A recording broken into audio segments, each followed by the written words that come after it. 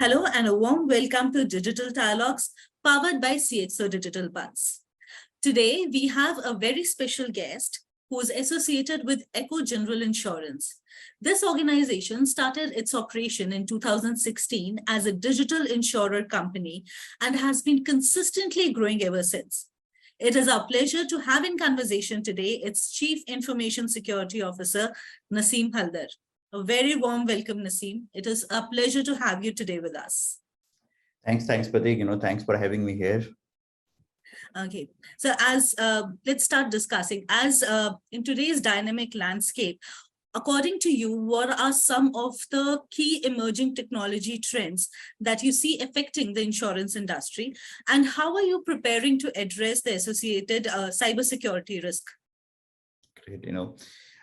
This is very close, hearted question to me, I would say. In 2016, as you rightly said, that we started our journey. So when we started, ACKO is a company who born and brought up in cloud. Okay. So when it started, there was a question, why cloud? Now, this is one trend I can say it has been changed now. The question earlier was why cloud? Now the question is why not cloud?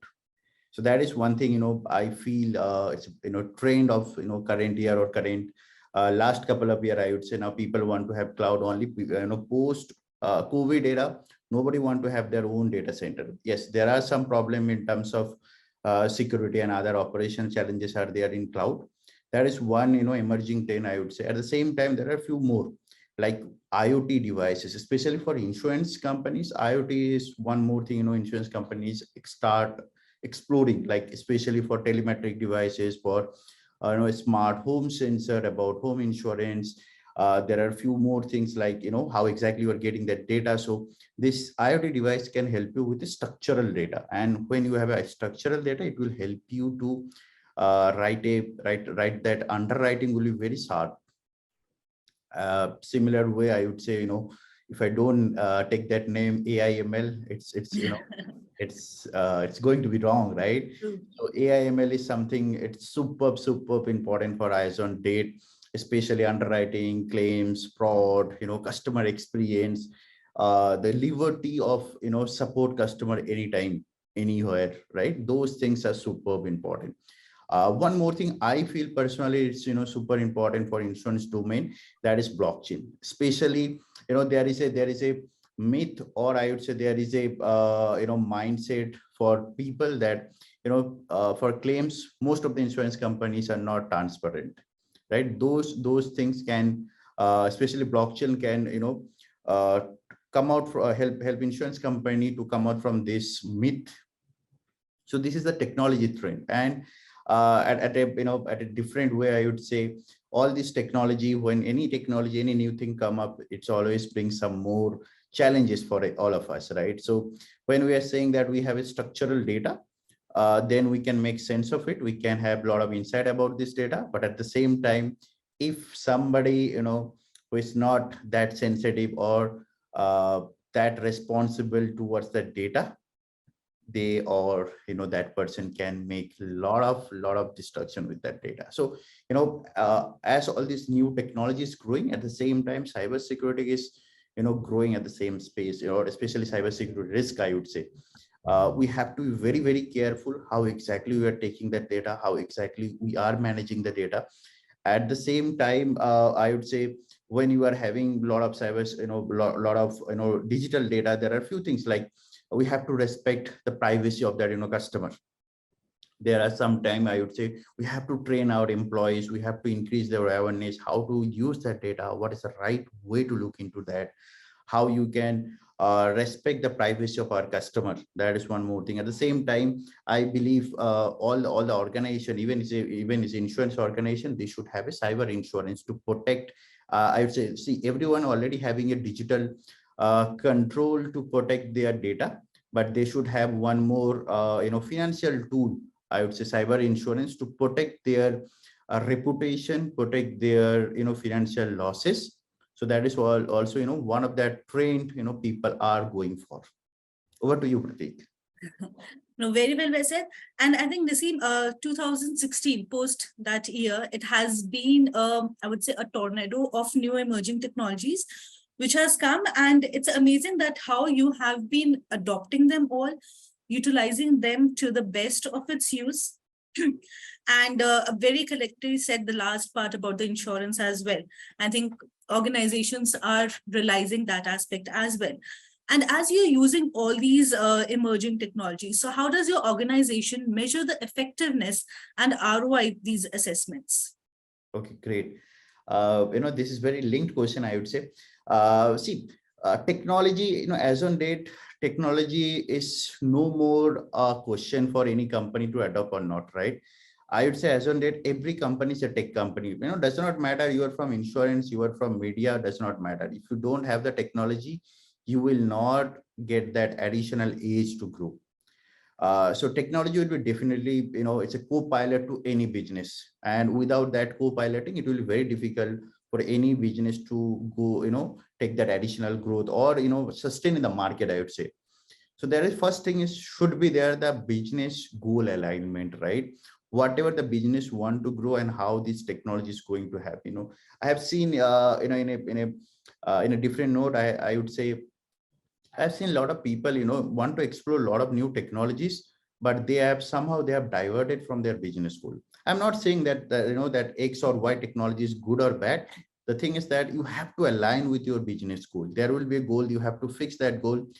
And if you need to pivot that goal, it should pivot the entire piece. Not only that, there is a better technology and we get a advantage over there to pivot that business goal. So that is one thing. At the same time, financial metrics is super critical. Most of the technology implementation or, developing some new technologies or new tool, I would say the initial days or the capex will be very high, but the benefit of those things will be come after certain time, right? And people, I've seen, a lot of cases, people miss that patience, right? They build it something for some time, they're not getting it and they lose it, or they'll, leave that technology. I would say, stay for some time more, see what is the best way to do it. There are optimization, technology come with that, that correlation of optimization. Like if we consider, today's discussion, might be you are from, different part of India, I'm a different part of India. If you want to have this discussion, it's a face to face. Both of we, need to invest at least 24 hours, right? Here we are investing hardly maybe 4 hours or 5 hours or 6 hours. So basically we are optimizing 75% of our resource using technology. So that is one thing. People need to focus one more thing about that KPIs. What are the KPIs? How exactly it is going to help our business? There are KPIs which is super critical to might be media business or insurance business, but might be that is not critical to manufacturing. So be focused on those things.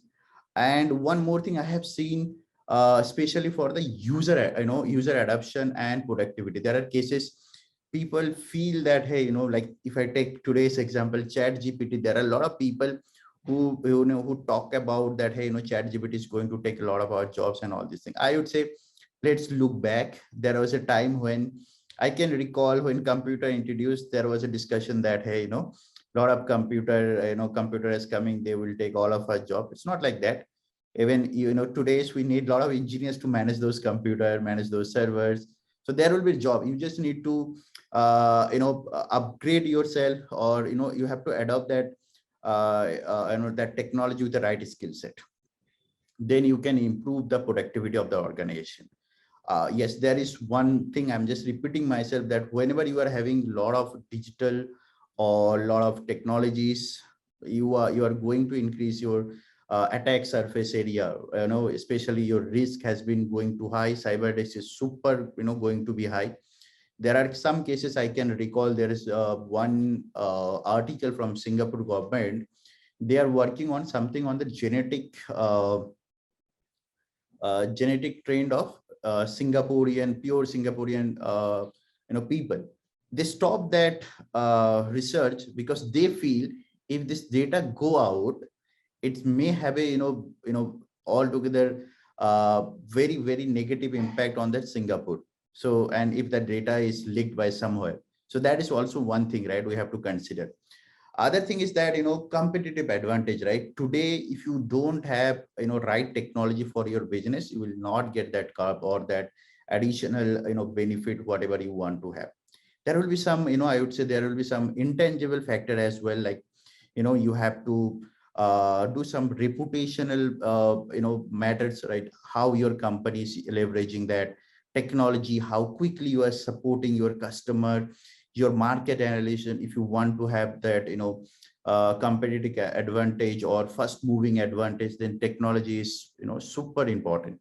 At the same time, what I have feel in couple of, in last 10-15 years in my experience, that people forget to evaluate this technology in a periodic basis. They are having it, they are just using it.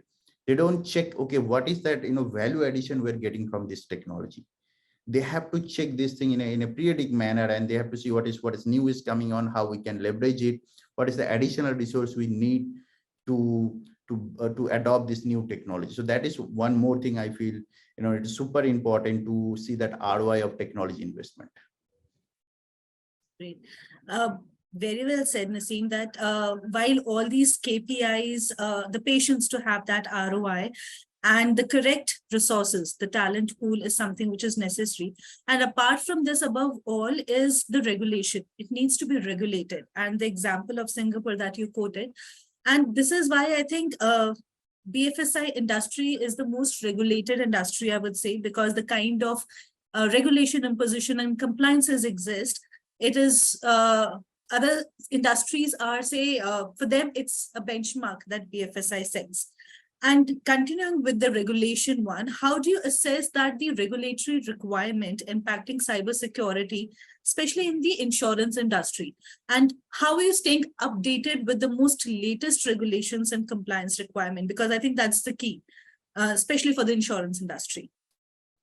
Okay, let me give it a little bit background about what is insurance. Then this will be more relevant to for everybody to understand. So insurance is something that if something goes wrong, it will help you to again come back.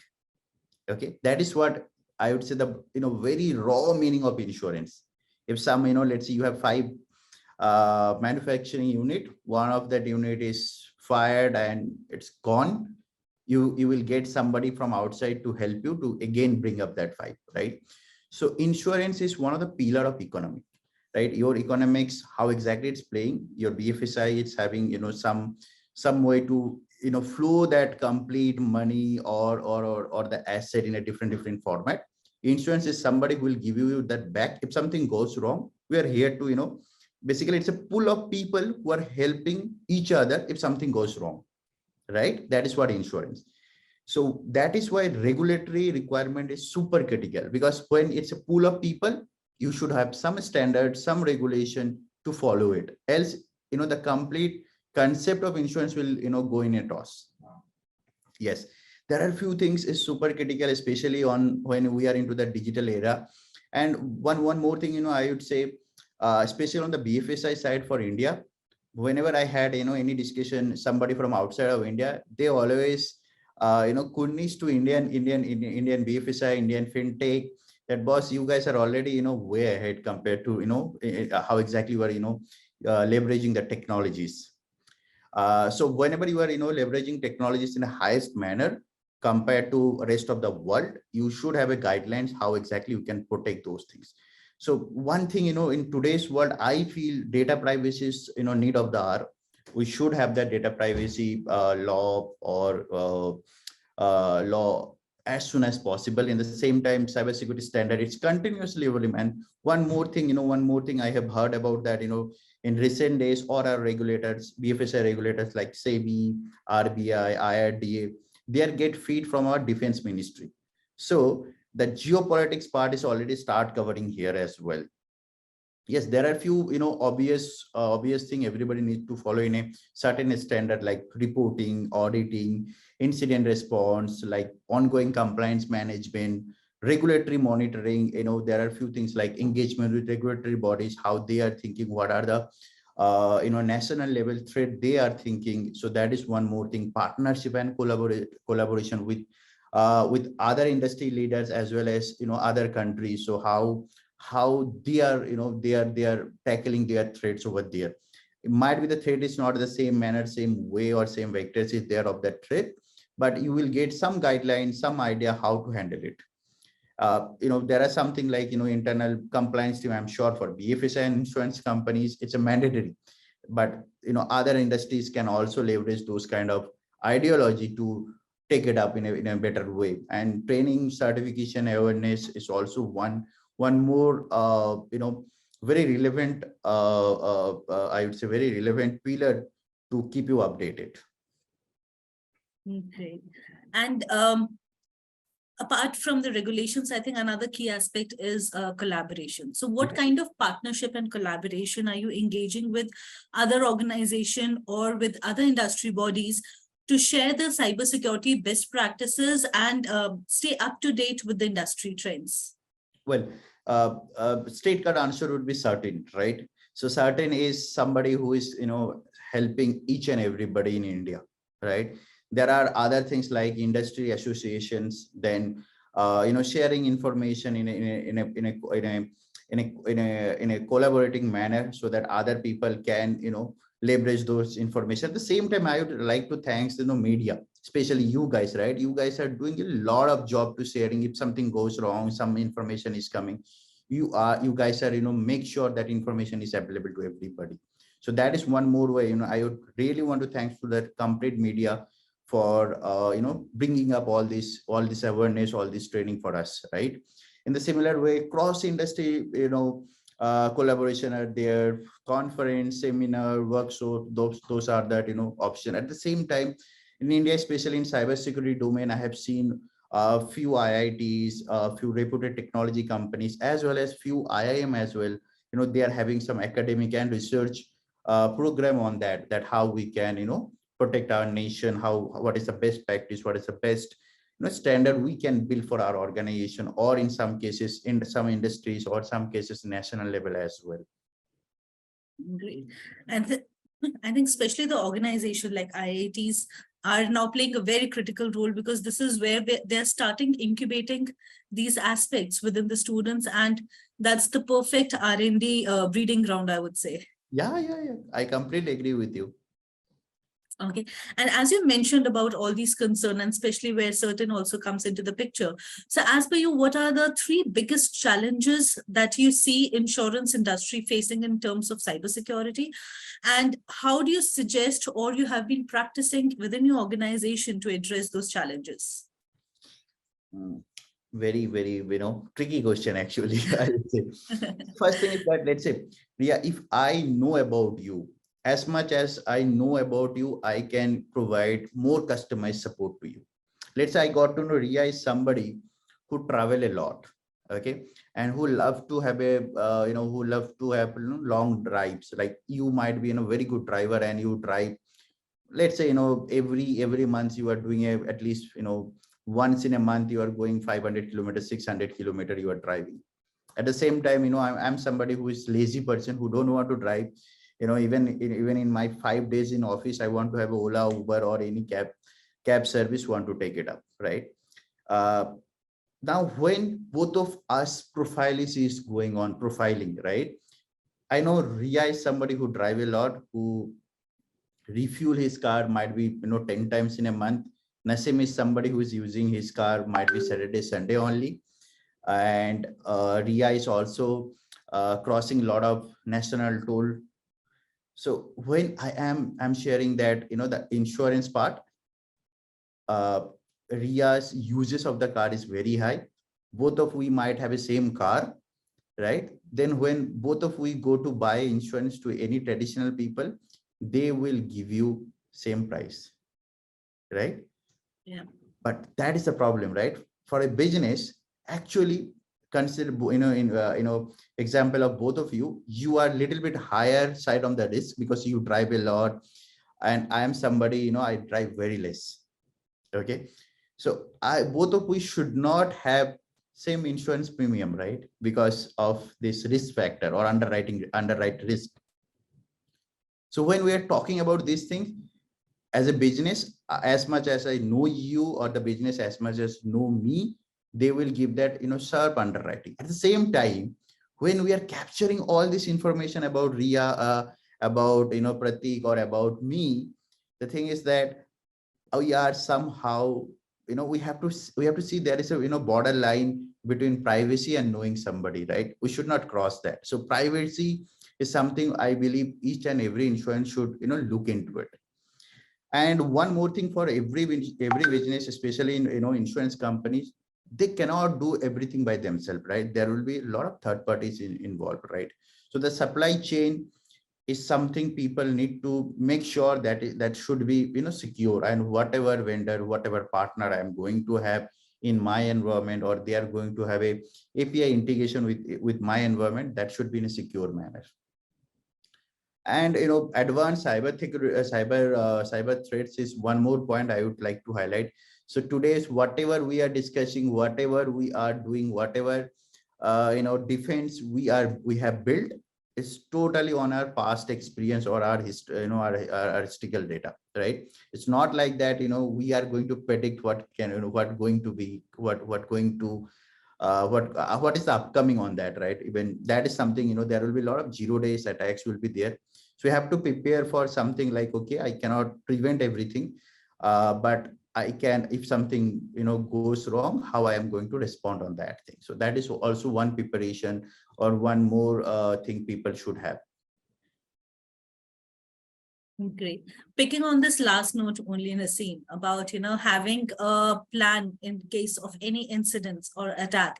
So how is your organization prepared for such kind of security breach or cyber attack? Like, how is it being tested or updated regularly? So what's the plan to ensure that ACKO is a completely resilient organization with a correct response plan? Well, with our best knowledge and best effort, we have everything on plan. Like, let's say, overview of any incident, how to overview, what are the, what is the first thing we have to look into that, what is our response or incident response plan we have. Then there is a, establishment of an insurance response team. You have to have a team who will do what they will do. Most of the cases, what people think, I really don't know when this is going to happen. Let's outsource, or let's not have this team, very efficiently. Let's not have any senior guy over there. If there is a regulatory requirement, just have one or two guys. That is one more thing I have seen. The detection part and the reporting part should be super critical for everybody, right? That is one thing. There is one more thing. People who are following all these things, including their responses, mitigation plan, communication, coordination, recovery, lesson learned, testing and updating, all these things they are doing. But most of the cases, people are doing on a tabletop manner. Means they are doing everything on paper. We are not having a drill. We are having BCP drill, but we are not having cybersecurity incident drill.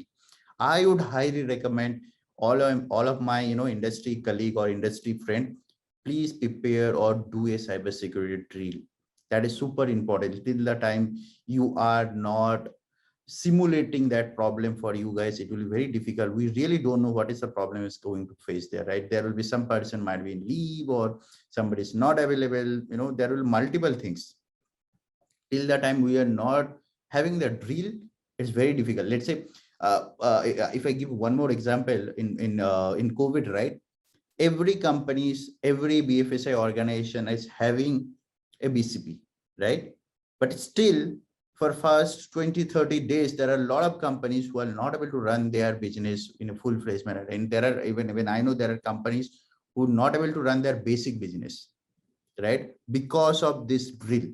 I know these chances of having something wrong or going this level of wrong is very less, but you always need to be prepared, right? I would say there is a quote from somebody from intelligence that, intelligence agencies are those when everything is going good, they prepare for the worst. When they are, somebody is facing some issue, they know how to handle it. So that is one thing, we have to do the continuous drill for cyber threat. That will help people to, manage this kind of risk.